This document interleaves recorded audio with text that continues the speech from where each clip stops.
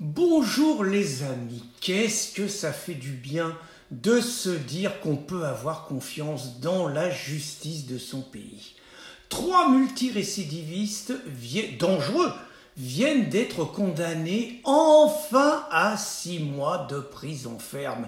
Et je voulais dire bravo d'abord au procureur de la République de Gap, Raphaël Ballon, qui dans un premier temps était pas très bon, il était un peu hésitant, puis il s'est ressaisi. Il avait demandé contre eux 6 mois de prison ferme et 75 000 € d'amende, sans oublier 5 ans de privatisation de droits civiques. C'étaient les 3 jeunes identitaires parmi le groupe qui avait bloqué le col de l'Échelle pour empêcher de pauvres bougres qui fuyaient la guerre depuis l'Afrique d'arriver en France par une frontière qui n'était plus du tout gardée. Et je voulais d'abord féliciter, outre le procureur, donc Raphaël Ballon, les 3 juges de Gap, mais aussi, surtout, les insoumis, Muriel Récidier, Jean-Luc Mélenchon, qui inlassablement demandent leur dissolution.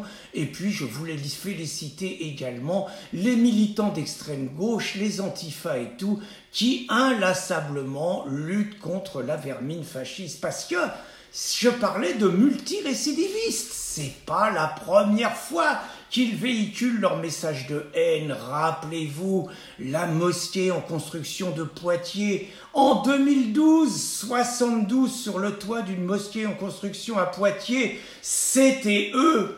Rappelez-vous, au dehors du col de l'Échelle, l'occupation des locaux de SOS Méditerranée à Marseille, c'était encore eux. Et rappelez-vous, sur le toit de la CAF dans le 93, l'occupation du toit avec des banderoles pour réclamer que les allocations des Français aillent seulement à des Français par ailleurs nantis et pas à des pauvres bougres qui viennent chercher de l'aide sur notre propre sol, c'était encore eux d'ailleurs, nos policiers. Pendant le mouvement des Gilets jaunes, ils s'y sont pas trompés. Je veux dire, ils ont foutu une paix royale aux antifas, ils ont foutu une paix royale aux Black Blocs, parce qu'eux, ils n'étaient pas dangereux, alors qu'ils ont multiplié les perquisitions et les mises en garde à vue de la part des militants contre les militants identitaires, parce qu'ils savaient qu'ils allaient empêcher les antifas de virer des manifestations ceux qui pensent, qui parlent et qui agissent mal. Donc c'est une accumulation de choses, ça ne pouvait pas durer. Alors je sais, il y en a qui vont dire, attendez, c'est quand même un peu sévère, ils ont toujours agi de manière pacifique, ils n'ont jamais agressé personne, ils n'ont jamais détérioré des locaux, ces gens-là brûlent pas des voitures, ces gens-là cassent pas des vitrines, ces gens-là n'agressent pas les forces de l'ordre, justement, ils sont encore plus malins. C'est pour se rendre sympathiques qu'ils agissent comme ça, alors que, ce qui est beaucoup plus grave, ils refusent l'enrichissement culturel. Ce qui est beaucoup plus grave, ils refusent l'accueil de l'autre.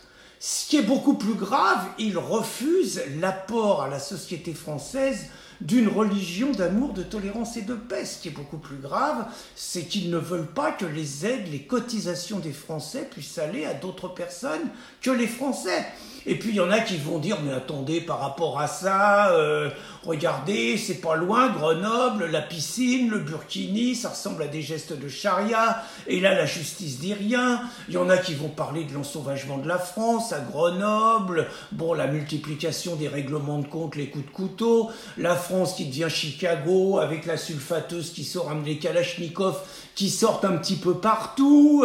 Il y en a qui vont dire qu'il y a plein de Français qui reçoivent des coups de couteau souvent de la part de nouveaux venus et que là la justice elle dit rien.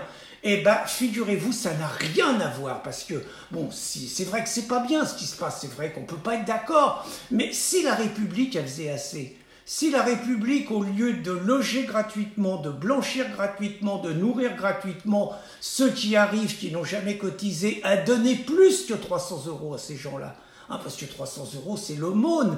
Si elle leur donnait plus, eh ben, il ne se passerait pas ce qui se passe. Et puis bon, faut arrêter au bout d'un moment. La France, on ne peut pas être inférieur aux Anglais. Je vous rappelle, les Anglais, qu'est-ce qu'ils ont fait avec le Tommy Robinson, parce que le Tommy Robinson, c'est un peu comme les identitaires. Il jouait au malin, il véhiculait le même message. Lui, il s'est pris 13 mois de cabane.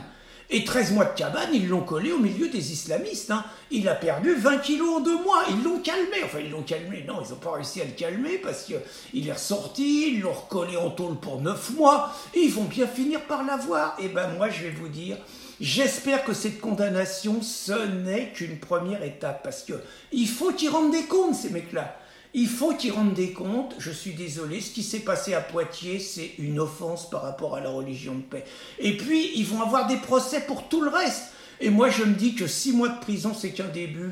Il faut que ces mecs-là, ils se prennent des années et des années de prison, parce que sinon, les Français vont se révolter, sinon on va arriver à des mauvaises situations. Alors qu'on est en train de construire une société magnifique, une société de richesse multiculturelle, une société multiconfessionnelle, une société où tous ensemble on va être heureux. Donc pas de cadeau pour eux. Bonne journée les amis.